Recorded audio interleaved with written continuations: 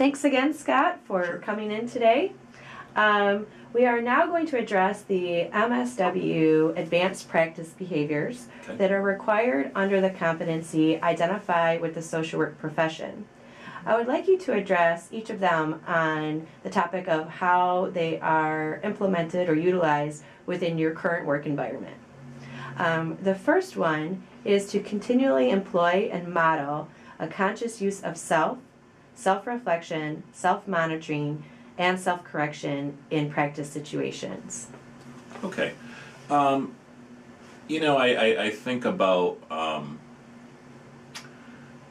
our role as educators, and I think we spend a lot of time with our students on the idea of self-awareness and self-correction. And so I think that sometimes we're looked at as sort of having all the answers or always knowing the appropriate things to say and do. I learned very early on in my life and continue to believe that I continue to make mistakes, and I continue to not always make the best decisions about sort of what I say and do. And so I think that, to me, that's a big part of the self-awareness and the self-awareness piece and the self-reflection.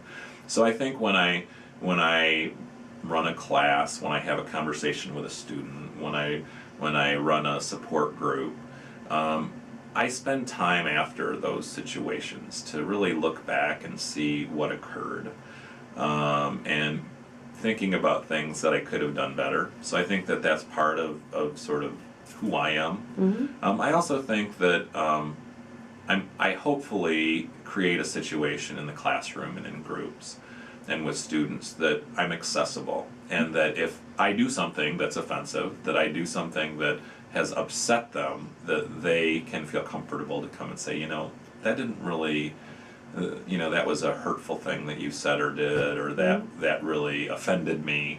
I want to create that situation, because I think if we don't create that situation, students aren't going to feel like they can tell me those things. So I think that that's part of the self-awareness piece. I think that sort of the use of self and the idea of modeling, this idea is, I think if we model the idea that we have all the answers, that students will feel pressure to sort of have that view of themselves at one point. And I think we need to model that this is an ongoing career-long quest of, we're always going to make mistakes. We're never going to be appropriate in every situation. And so I think that the way I model it is to not be perfect and to be open to, I guess, input.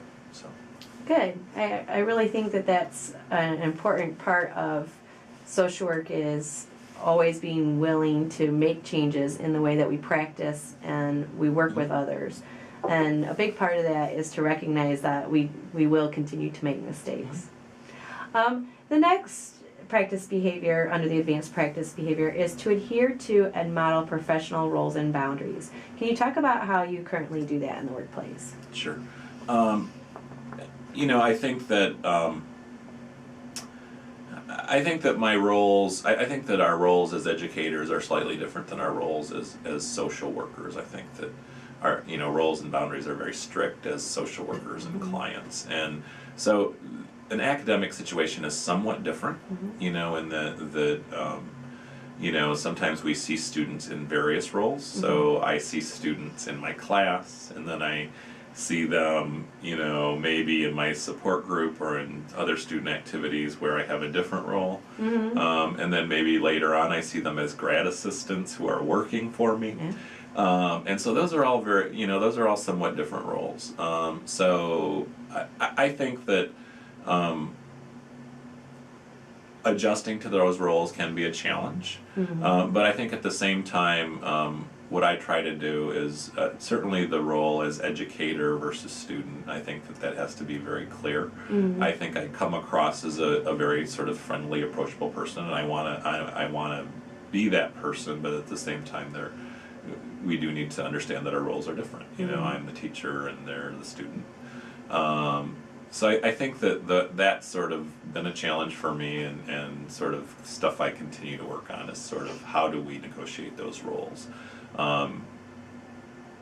So. Okay, so it sounds like with professional roles and boundaries, there's been a lot of times where you've been in multiple or dual roles Yep. with students, and that it one of the things you had talked about before was when a student comes to you, first identifying which role you're taking on at that time. Right. Can you talk about your different roles that you have here? Sure.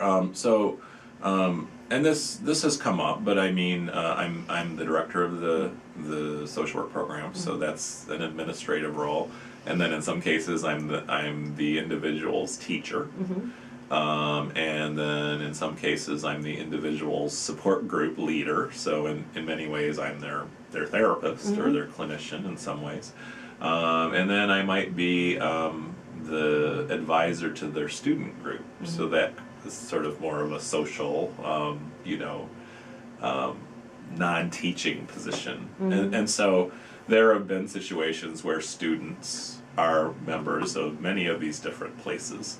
And so I have to always remember when I'm meeting with a student, what role am I meeting them under? So am I meeting with them as a student in my class? And if so, I might have more information about them than I would other students. And so how might that impact my decision? And I think the goal is to compartmentalize my roles so my decision wouldn't be different.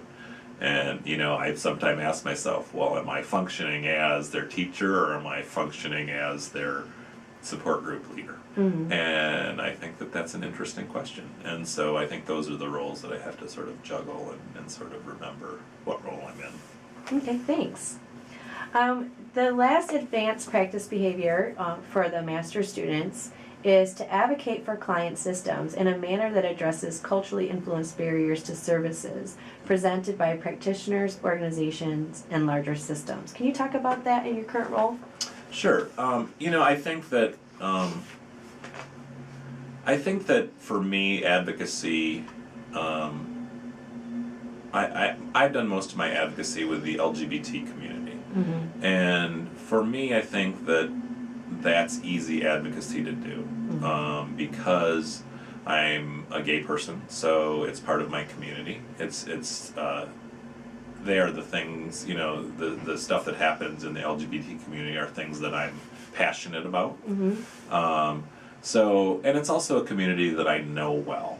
So, and I think a lot of social workers do this. This has certainly been my way to do advocacy, but I feel like maybe the LGBT community is the most appropriate, at least, community that I can advocate for. So I've spent most of my time, looking at the different systems here at Grand Valley and looking at how I can advocate for LGBT students, because, I was once an LGBT student, and so I understand the struggles of being in a university setting while being LGBT. So I think that my advice to students in terms of advocating for groups is advocate for a group that you're passionate about. Advocate for a group that you know a lot about. And I think in understanding your own personal struggles, you can understand the group struggles. And I think in the long run, you can understand struggles of lots of marginalized groups and maybe be able to advocate more broadly as your career goes on. But I've made the choice that I know the most about the LGBT community, so that's the group I do most of my advocacy work for. I may be incorrect about this, and correct me if I'm wrong, Okay. but I believe you were involved in getting the LGBT Resource Center up and going here at Grand Valley. Yeah. I'd say that's a pretty big point of advocacy for a cultural group. Right, and I don't think I want to take responsibility for or credit for starting or getting this center going, but I've been on the advisory board since it's gotten here. And so the nice thing about having a lot of access to LGBT students, which I do, I see many every week, is I can speak somewhat from a student's point of view of the things that they would need in an LGBT center.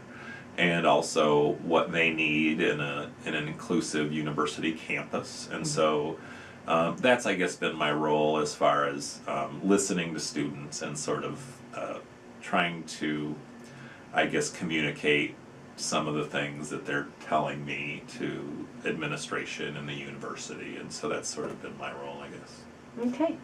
Well, thank you so much for speaking with us today. Thank you.